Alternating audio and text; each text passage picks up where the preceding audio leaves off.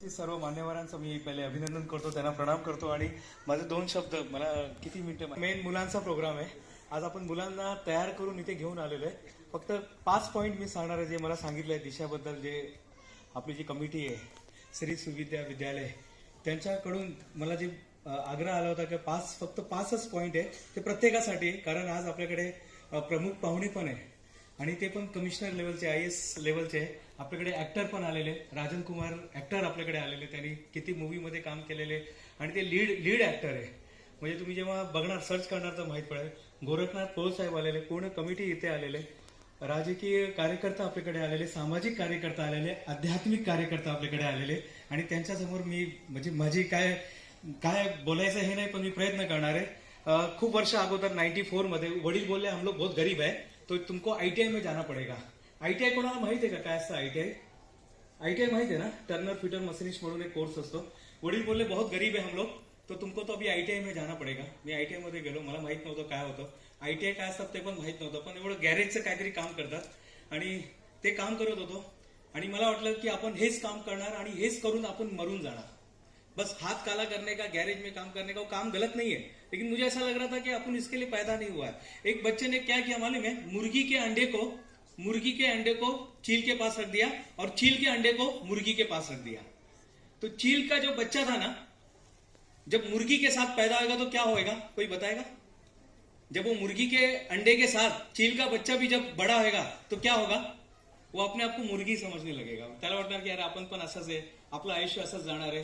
पण असं काही नसतं. आमच्या कॉलेजमध्ये ITI मध्ये एक सर आले, त्यांनी खूप चांगलं सांगितलं. त्यांनी सांगितलं की शाळेत शिकणारा प्रत्येक विद्यार्थी डॉक्टर इंजिनियर होत नाही. शाळेत शिकणारा प्रत्येक विद्यार्थी डॉक्टर इंजिनियर होत नाही, पण शाळेत शिकणारा प्रत्येक विद्यार्थी आपल्या क्षेत्रामध्ये डॉक्टर आणि इंजिनियर होऊ शकतो. आपण जे काय काम करतो, तुम्ही जे काय काम करणार आहे, पुढे जे विद्यार्थी माझे बसलेले किंवा जे शिक्षक गण आहे, जे कोणी आहे, आपण जे काम करतोय, मी टीचिंग आहे तर टीचिंग मध्ये मी डॉक्टरेट करू शकतो. मी एक डबावाला आहे, समजा एक डबावाला आहे, मी जे तुम्ही बघितलं असेल मुंबईचा डबावाला, त्यावरती आमचे डॉक्टर पवन अग्रवाल साहेबांनी त्यावरती डॉक्टरेट केलेली आहे. म्हणजे त्यांनी फक्त डब्यावरती रिसर्च करून त्यांनी त्यामध्ये नावापुढे त्यांचा डॉक्टर आलेला आहे. तर प्रत्येक विद्यार्थ्याला मी तेच सांगणार आहे, तुम्ही जे काही काम करणार आहे, मुबारक हो तुमको तुम जो बनो, मुबारक हो तुमको तुम जो बनो, सबसे पहले नेक इंसान बनो. तर ये नेक इंसान बनना बहुत जरुरी आहे. ते झालं की बाकी सब प्रॉब्लेम सॉल्व्ह हो जातात. कारण मी पोलीस स्टेशन मध्ये जातो, मी साठी जातो. आता मी रामपूर म्हणून एक जागा आहे उत्तर प्रदेशमध्ये, तिथूनच मी इथे आलेलो आहे. त्या अगोदर दिल्लीमध्ये होतो. आता इथून परत मला दुसऱ्या ठिकाणी जायचं. प्रत्येक ठिकाणी हाच संदेश देतो की सबसे पहिले नेक इंसान बनो. सर्वात पहिले आपल्याला आपलं माइंडसेट करायचं आहे. पेरेंट्स लोकांना पण मी ते सांगतोय, आप अपने बच्चे को क्या बनाना चाहते हो डिसाइड कर लीजिएगा और याद रखिएगा, इंसान विचारों से निर्मित प्राणी है, जो सोचता है वो बन जाता है. महात्मा गौतम बुद्ध की ये लाइन है, इंसान विचारों से निर्मित प्राणी है. जे काय आपण विचार करणार आहोत ते होणारच. 3 दिन पहिले म्हणजे जेव्हा मला पुस्तक आलं होतं, माझं एक पुस्तक आहे दैनिक जीवन में भगवद्गीता. मी फक्त प्लान केलं होतं, बुधवारी मी बसलो होतो कि ये किताब अमिताभ बच्चन को देने का है, बस कुछ भी करके ये शहंशाह को किताब देना है. और 3 दिन के बाद 11 अक्टूबर को मैं किताब उनको दे रहा था. म्हणजे माणूस जे विचार करतो ते होऊ शकतो. फक्त आपली म्हणजे आपला माइंडसेट क्लिअर पाहिजे. आपला माइंडसेट नसेल तर आपण काही करू शकत नसणार. आम्ही शाहरुख खानचा एक डायलॉग होता, पिक्चरचं नाव होता ओम शांती ओम. त्यामध्ये एक डायलॉग होता, तुम्हाला माहिती आहे काय? हाँ बोलिए. एक बहुत अच्छा डायलॉग था, जबरदस्त डायलॉग था. क्या डायलॉग था? शाहरुख खान का एक डायलॉग था, उसके अंदर कोई सांगणार का? कोई बोलेगा? बहुत फेमस है, हाथ में ऐसा मोमेंटो लिया हुआ है और आज आपको अवार्ड मिलने वाला है और आपको बोलना है. क्या था डायलॉग? कौन बोलेगा? कोई? हाँ ताई बोलिए. बहुत बढ़िया. मैं चाहता हूं पार्टिसिपेट करें.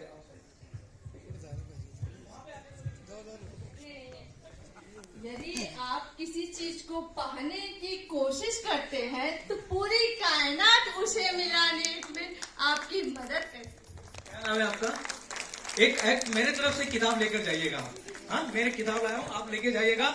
इतनी शिद्दत से, बबीता जी ने बहुत सही कहा, इतनी शिद्दत से तुझे पाने की कोशिश की, तेरे हर जर्रे ने उनसे मिलाने की साजिश की. बैठ गई, मैं देता हूं बाद में. मिल जाएगा आपको, क्योंकि अभी टाइम कम, मैं चाहता हूं दूसरे लोग भी है. इतनी शिद्दत से तुझे पाने की कोशिश की, तेरे हर जर्रे जर्रे ने इनसे मिलाने की साजिश की।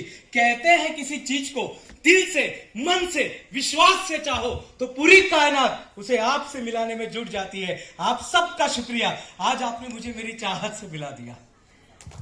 ये लाइन भगवान बुद्ध ने 2500 साल पहले बोला था।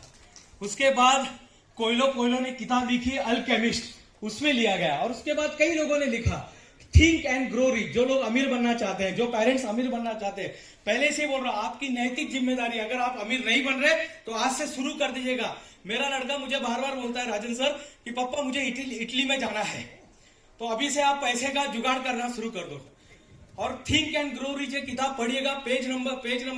चैप्टर नंबर 3 का लाइन है, what ever human man conceive and believe it can be achieve. इंसान का दिमाग जिस चीज के बारे में सोचता है, विश्वास करता है, सोचता है, विश्वास करता है, सोचता है, विश्वास करता है, उसे वो हासिल कर लेता है। माइंडसेट सेट कर लीजिएगा। एक लड़की को पूछा गया, होने वाली सास ने, बेटा ये बताओ सबसे अच्छा मौसम कौन सा होता है। एक लड़की को पूछा गया सबसे अच्छा मौसम कौन सा होता है, कौन सा मौसम सबसे अच्छा था, कौन सा मौसम सबसे अच्छा होता है? विंटर नहीं भाई सर, कौन सा मौसम सबसे बढ़िया होता है? बारिश का सीजन होता है। कौन सा मौसम सबसे बढ़िया होता है? कौन सा मौसम सबसे, यस दीदी बताएंगे आप, कौन सा मौसम सबसे बढ़िया होता है?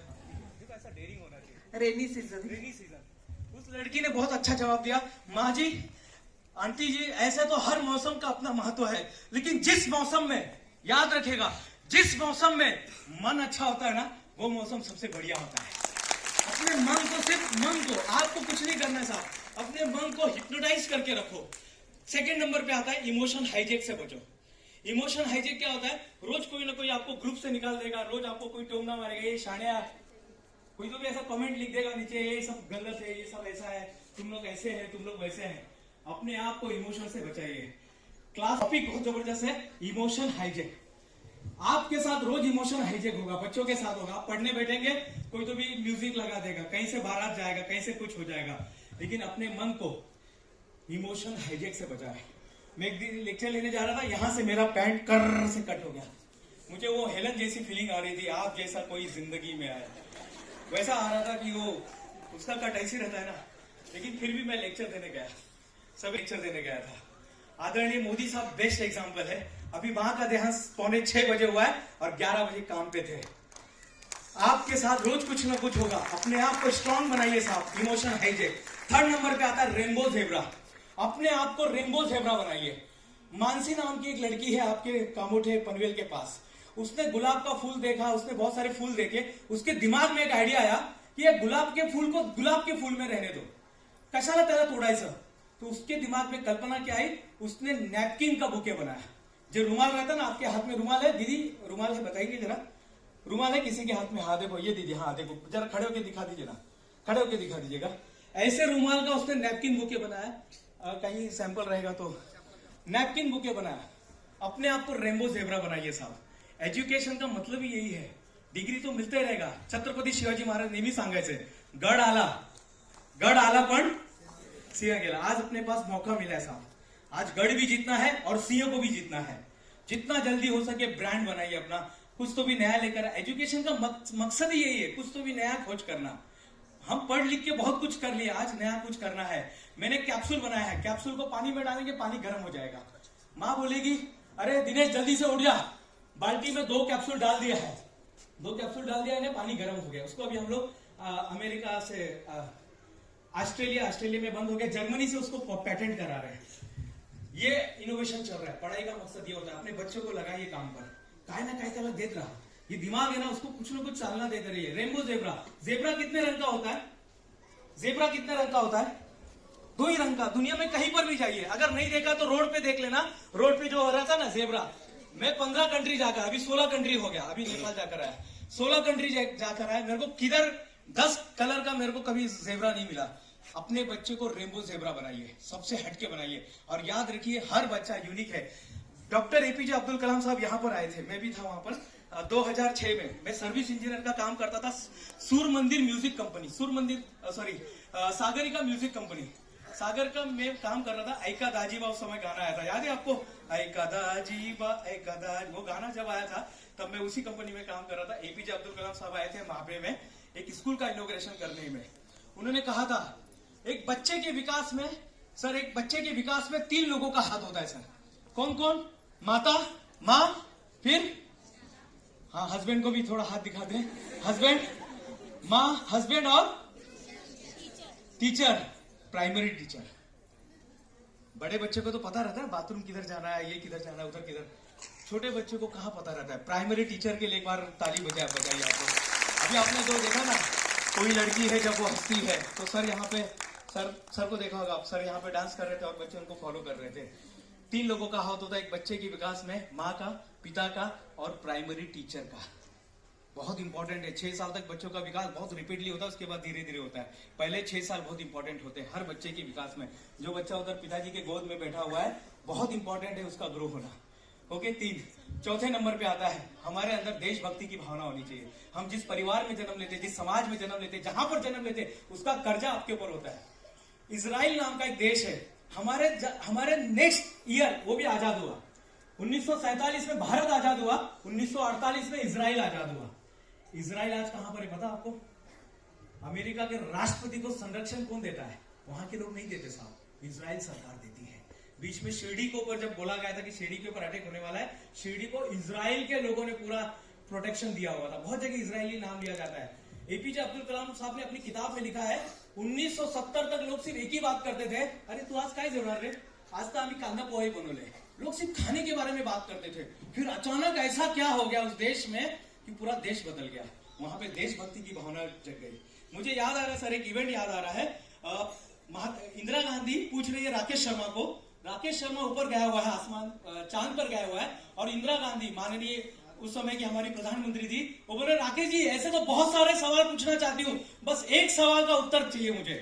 बोलिए मैडम क्या पूछ रहे हैं? आप भी मेरे साथ बोलना, मैं पहले बोलता हूँ। राकेश जी, आसमान से, चांद से हमारा भारत कैसा लग रहा है? बोलेंगे मेरे साथ? राकेश जी बोलिए, जोर से बोलिए यार। राकेश जी, आसमान से भारत कैसा लग रहा है?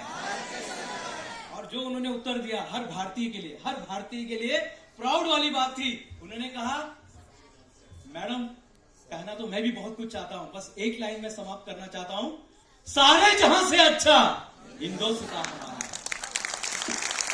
मैं जब पूरे देश घूम के आया, पहले बार मैं मॉरिशस गया था 2006 में, उसके बाद पता नहीं कितनी सारी कंट्री में जाकर आया। मेरी माँ पूछती है कि काय बघितलं सांग, मैंने बोला नानक दुखिया सब संसार। हर जगह मुझे दुखी लोग मिले, लेकिन हमारे देश में कुछ ऐसे लोग हैं सचमुच में जो यहाँ पर शांति प्रस्थापित कर रहे हैं, यहाँ पर लोगों को अच्छी बातें सिखा रहे हैं। और याद रखिए, एक स्कूल का मतलब, सर एक स्कूल का मतलब क्या है मालूम है आपको? एक स्कूल का मतलब है एक जेल का बंद होना। एक स्कूल का मतलब है वहां का एक जेल बंद हो जाना। कितनी बड़ा काम हो रहा है। नहीं, हमसे तो लहान स्कूल है। नहीं सर, अप्पा सर, लहान स्कूल होता ही नहीं है। स्कूल का मतलब है जेल बंद हो जाना। और आज हम लोग 11 साल के हो गए, 11 साल हो गए हैं अपने। अभी हम टीनेज में जाएंगे ना, अगले साल के बाद हम टीनेज बोलेंगे, हम 13, 14, 15, और पता नहीं कितने साल तक चलता ही रहने वाला है, सिलसिला चलने ही वाला है। कभी कोई शिक्षा बंद नहीं होती है। और आखिरी में सबसे इंपॉर्टेंट आता है, धन्यवाद दीजिएगा मित्रों। मैंने इसका उपयोग किया है। जब मैं लिम्का में अप्लाई किया था, रिजेक्ट, 2 साल रिजेक्ट, 3 साल रिजेक्ट, 4 साल रिजेक्ट, 5, 6, 7, 8, 9, 10, 11 साल तक रिजेक्ट हो गया। लेकिन एक अच्छी बात हो गई, मुझे पता चला रिकॉर्ड कंपनी बनती कैसी है। रिकॉर्ड कंपनी बनती कैसे? आज हमारे देश की 4थी सबसे बड़ी company OMG book of record है, जो अभी हमने पोर्ट साहब को हमने उसका रिकॉर्ड किया होता, 1200 लोगों को दिया है रिकॉर्ड। आपके साथ अगर कुछ गलत होता है ना, उसको हथियार बनाइए। क्योंकि मैं हमेशा कहता हूं, दूध फटने पर वो लोग मातम मनाते हैं। दूध फटने पर वो लोग मातम मनाते हैं जिनको पनीर बनाना नहीं आता। और स्कूल हमको सिखाता है पनीर कसं बनवायचं, ते आपल्याला नेहमी शिकवत असतात। कभी भी धन्यवाद दीजिएगा, अपने माँ बाप को धन्यवाद दीजिएगा। आज मातृ पितृ दिवस है, आज पुलवामा का जो हमारे शहीद बलिदान दिवस है, आज प्रेम का दिवस है। आज कितने सारे दिन आज मनाए जा रहे हैं। जो भी आपके मन में आता है वो दिन मनाइए। 4 दिन के बाद छत्रपति शिवाजी महाराज का हम लोग उनकी जयंती मनाने वाले हैं। वो हमेशा, उन्होंने अपने करियर की शुरुआत बहुत जल्दी की। 16 साल की उम्र में पहला किला जीत लिया था। पिताजी कोई बहुत बड़े जागीरदार नहीं थे साहब, बहुत बड़े ऐसे कोई राजा नहीं थे। साधारण परिवार के लोग थे, साधारण परिवार से उन्होंने ऐसा कुछ करके दिखाया। ओबामा साहब ने बोला छत्रपति शिवाजी महाराज के बारे में सर, उन्होंने बोला अगर ये हमारे देश में होता तो हमारा देश अमेरिका कहां से कहां पर होता। सोचिए, छत्रपति शिवाजी महाराज के बारे में उन्होंने कहा है। और सबसे बड़ी बात है, ते नेहमी का सांगायचं अपना स्वराज्य स्वतः स्थापित करायचा। आपको अपना स्वराज्य खुद स्थापित, अब कोई अवतार आने वाला नहीं है, आपको अपना स्वराज्य खुद स्थापित करना है। Doctor APJ doctor Baba Saheb Ambedkar बोलते थे first and last we are Indian. बाद में सब आता है, first and last we are Indian. ये चीज हमारे अंदर भावना जब तक नहीं आएगी ना देश की, तब तक कुछ होने वाला नहीं है। ये भावना लेकर आइए, धन्यवाद देते रहिएगा। जाते जाते एक घटना मैं बताऊंगा, फिर इसके बाद अपने माइक को विराम दूंगा। चेस कितने लोग खेलते हैं यहाँ पर चेस? अच्छा, लास्ट में सब लोग खेल रहे हैं, वाह। एपीजे अब्दुल कलाम साहब बोलते थे कि लास्ट बेंच पे आपको बेस्ट ब्रेन मिलेगा, और आज मिल गया। चेस में क्या होता है, पीछे देखेंगे ना सब बड़े बड़े लोग रहते हैं। राजा का बेटा राजा रहता है, और ऊंट का बेटा ऊंट रहता है, हाथी का बेटा हाथी रहता है, घोड़े का बेटा घोड़ा रहता है, सब बड़े बड़े लोग पीछे। और आगे रे बेचारे वो पनवेल में रहने वाले, कामोठे में रहने वाले बेचारे सीधे साधे लोग आगे रहते हैं। लेकिन एक खतरनाक नियम है, एक खतरनाक नियम है चेस के अंदर, शतरंज मध्ये, बुद्धिबळ मध्ये एक खतरनाक नियम है। कौन सांगणार का? वो जो आगे का जो प्यादा है, आगे का प्यादा है, आगे का प्यादा है, उसका नियम कोई बताएगा? यस, चलिए एक और बुक जाने वाला लगता है अभी, कोई बात नहीं सर, आ रहा हूं भागते भागते। आगे का जो प्यादा रहता है आगे जाके वजीर बनता है। सर क्या नाम है आपका? राम सर के लिए ताली होनी चाहिए।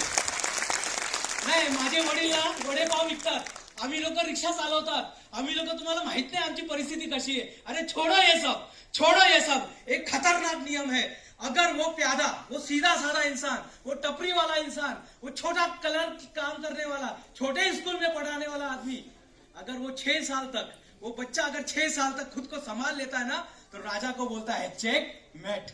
बहुत बहुत धन्यवाद, दिल से, मन की गहराइयों से एसएसवी विद्यालय का धन्यवाद कि मेरे जैसे वड़े पाव बेचने वाले के लड़के को उन्होंने यहाँ पर आमंत्रित किया, जिन्होंने आईटीआई से, मैं भारत का एकमात्र ऐसा इंसान हूँ जिसने आईटीआई से जर्नी शुरुआत की और आईआईटी मुंबई तक पहुंचा। धन्यवाद।